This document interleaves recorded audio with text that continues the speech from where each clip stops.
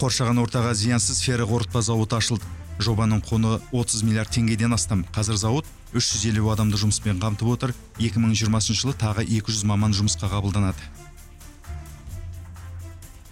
Применены новые технологические решения, которые позволяют снизить атмосфераға тарайтын экологиялық қалдықтарды азайтуға мүмкіндік беретін жаңа технологиялық шешімдер қолданылды. Жобаның ерекшелігі индустрия 4 бағдарламасы аясында өндіріске жаңа технологиялар енгізілді. Осылайша зауытта шикізаттың түсуінен бастап ферроцилиций алуға дейінгі барлық процесстер автоматтандырылған. Предполагается, что дайын өнімнің 100% шетелге экспортталады. Продукция будет отправляться за рубеж. Зауытта негізінен болатты өндіру мен ілгерілеуде маңызды элементтердің бірі болып табылатын жоғары сапалы ферроцилиций өндіріледі.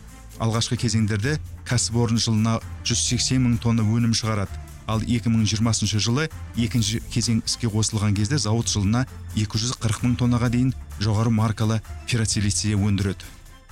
У нас экспорт вырастет в 3 раза. И в денежном выражении это приблизительно 200 миллионов долларов. Бізде экспорт 3 есе өседі және ақшалай мәнде бұл шамамен 200 миллион долларды құрайды. Возвращаясь к инвесторам, Индустрия және инфрақұрылымдық даму министрлігі хабарлағандай, жыл соңына дейін индустриялық даму бағдарламасы бойынша елімізде 100-ден астам жоба жүзеге асырылатын болады. Оның 18-і қазірдің өзінде енгізілген. Ол қандай жобалар, жаңа зауытта қандай озық инновациялық технологиялар пайдаланылады? Оның экономикалық және әлеуметтік тиімділігі қандай? Бұл туралы өнеркәсіп бағдарламасында кеңірек айтып береміз. Бұл ферроқорытпа шығаратын жаңа автоматтандырылған зауыт. Оның құрылысына 7 елдің жетекші компаниялары қатысты. Зауытта өндірістік циклдің ең озық технологиялық әзірлемелері пайдаланылған. Мысалы, зауыттың ауаға шығатын зиянды қалдықтарды тазалайтын жаңа жүйесін ерекше айтуға болады. Сарапшылардың сөзінше, ол ауаның жоғарғы тазалығын қамтамасыз етеді. Ал газ тазалау жүйесіне жиналған шаңнан микрокремний жасайды. Оны жоғары сапалы цемент өндірісінде пайдаланады.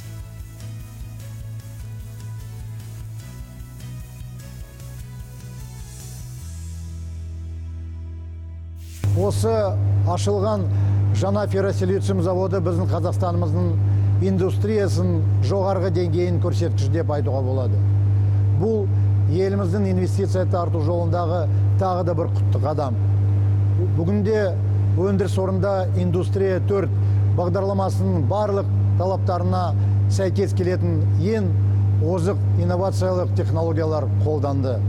Сонымен қатар заводта шығаратын өнімдер 100% экспортқа жіберілетін болады.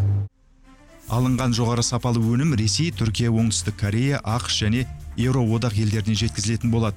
Дайын өнімді өндіру кезінде қазақстандық қамту үлесі 94%-тен асады.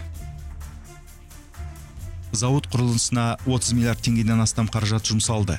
Жоба қазақстандық және еуропалық инвесторлардың жеке қаражаты есебінен іске асырылды. Сондай-ақ 24 миллиардтан астам теңгені мемлекеттік банк Қазақстанның индустриялық инновациялық даму бағдарламасы аясында қарызға берді. Во-первых, это 100% экспортоориентированный. Біріншіден, бұл 100% экспортқа бағытталған кәсіпорын, яғни зауыт шығаратын барлық өнім шетелге жөнелтіледі және валютаға сатылады. Екіншіден, шикізаттың 94% қазақстандық. Сондықтан біз бұл жоба өте тартымды, өтімді, пайдалы және даму банкінің мандатына сәйкес келеді деп санадық. Привлекателен, окупаем, рентабелен и соответствует мандату банка развития. Зауытты салу даусыз қабылданған шешім болды. Біріншіден, шикізат көздері жаңа зауыттан 500 км қашықтықта орналасқан. Бұл өнімнің өзіндік құнын айтарлықтай төмендетеді және күрделі логистикаға қажеттілік болмайды деп атап өтті сарапшылар. Инвесторлар мен меншік иелері үшін бір маңызды фактор бар, ол электр энергиясының арзандығы. Ферроқорытпа зауыт нөмірі 3 жылу электр орталығы маңында салынған. Бұл электр энергиясына жұмсалатын шығындарды азайтуға мүмкіндік береді. Казахстан занимает 2-е место в Европе. Қарағанды облысында электр энергиясы арзан. Бұл әсіресе металлургиялық кәсіпорындар үшін өте маңызды артықшылық. Олар үшін электр энергиясы бұл шығындардың өте маңызды бөлігі. Тағы бір артықшылық, Қаукен металлургиялық кешенде кадр тапшылығы мәселесі жоқ. Әрине, бізде ол үлкен проблема. Бірақ мамандандырылған өңірлерде ол басқаларына қарағанда аса көп емес. Но в специализированных регионах она в меньшей степени выражена, чем в других. Ферроқорытпалар бүкіл әлемде қолданылады. Бұл болат пен олардан жасалған бұйымдарға арналған қоспалар. Өндірісте жоғары технологиялар қолданылады, сондықтан оларға деген сұраныс өте жоғары және тұрақты дейді экономистер. Дело в том, что ферросплавы это не торгуемый на бирже продукт, поэтому ферроқорытпалар бұл биржада сатылмайтын азық-түлік, сондықтан олардың бағалары тұрақты және келісім шартқа байланысты. Оларға негізгі металдар бағасының күрт өзгеруі сияқты факторлар әсер етпейді және баға конъюнктурасынан зардап шекпейді. Конъюнктура, от которой, в общем-то, страдает, если страдает, то вся экономика.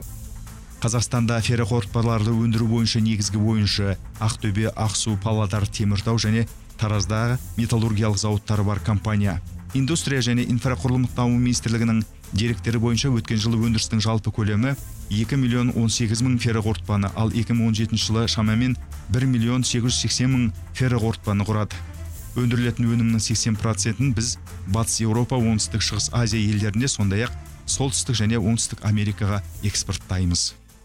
Экспортоориентированным предприятием являются те заводы, которые находятся в Аксу и в городе. Экспортқа бағытталған негізгі кәсіпорындар Ақсу мен Ақтөбе қаласында орналасқан зауыттар. Онда феррохром, ферросиликон алюминий, ферросилиций хром және ферросиликон марганец өндіріледі. Зауыттарды жаңғырту бірінші кезекте ферроқорытпа өндірісін арттыруға мүмкіндік береді. Ақсу қаласында 6-шы цехты қалпына келтіру жұмыстары жүргізілгені белгілі.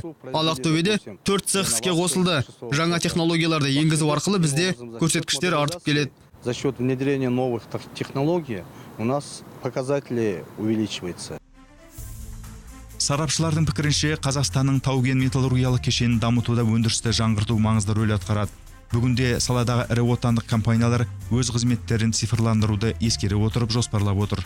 Алайда саланы дамытуда кедергілерде жоқ емес. Атап айтқанда білікті кадрлардың, отандық технологиялар мен қаржы ресурстарының тапшылығы және инфрақұрылымға қатысты мәселелер. В первую очередь, необходимо сейчас модернизировать производство. Бірінші кезекте қазір өндірілетін өнімнің сапасын жақсарту үшін өндірісті жаңғырту қажет. Екіншіден, мамандар керек. Жоғары оқу орындарында кадрлар әзірлеу мәселесін қайта қараған жөн. Себебі оларды зауытқа немесе шахтаға келгенде қайта оқытуға тура келеді. Они как следует, изучили все азы производства. Индустрия және инфрақұрылымдық даму министрлігі 4-ші индустрия элементтерін енгізу бойынша жұмыс жүргізуде. Мәселен, индустрияландыру жылдары 2010 жылдан бастап 2018 жылға дейін шамамен 7,9 триллион теңгеге 1250 жоба енгізілді. 120 мыңнан астам тұрақты жұмыс орны құрылды. Биыл 100-ден астам жобаны іске қосып жоспарланып отыр, оның 18-і жұмысын бастады. У нас есть 55 проектов, которые должны реализовываться. Бізде Қытай мамандарымен іске асырылуы тиіс 55 жоба бар. Жаңа зауыт Алматы қаласында ашылады. Зауыт үлкен диаметрлі спираль құбырларын өндіреді. Инвестиция көлемі 33 миллиард теңге. Шикізат негізінен Қытайдан жеткізілетін болады. Бұл жоғары сапалы шприцтер. Олар негізінен газ құбыры, мұнай құбырларына пайдаланылады. Сондықтан сұраныс бар. Тағы бір зауыт Шымкент қаласында ашылады. Стальных заготовок совместно с Китайской Народной Республикой. Егер болашақ жобалар туралы айтатын болсақ, оларды жүзеге асыру үлкен әлеуметтік пайда әкеледі дейді экономистер. Жаңа кадрлар әзірленеді, жұмыс орындары ашылып, салықтық түсімдер көбейеді. В таких случаях возникают какие-то отношения с местными образовательными учреждениями. Мұндай жағдайларда жергілікті білім беру мекемелерімен байланыс орнайды. Егер бұл өнеркәсіптік кәсіпорындар болса, онда техникумдармен қарым-қатынас жанданып, қосымша оқу өндірістік база пайда болады. И не очень технологичной экономики, даже металлургические предприятия, они все в новинку. Жаңа ферроқорытпа зауытының толық қуатымен жұмыс істейтін күні алыс емес. Зауыт әлемдегі ірі ферросилиций өндіретін үздік 9-тың қатарына қосылуды көздеп отыр. Ал 2-ші және 3-ші кезеңдерді жүзеге асыру Қазақстанда ферросилиций өндіру бойынша әлемде 5-ші орынға ие болуға мүмкіндік береді.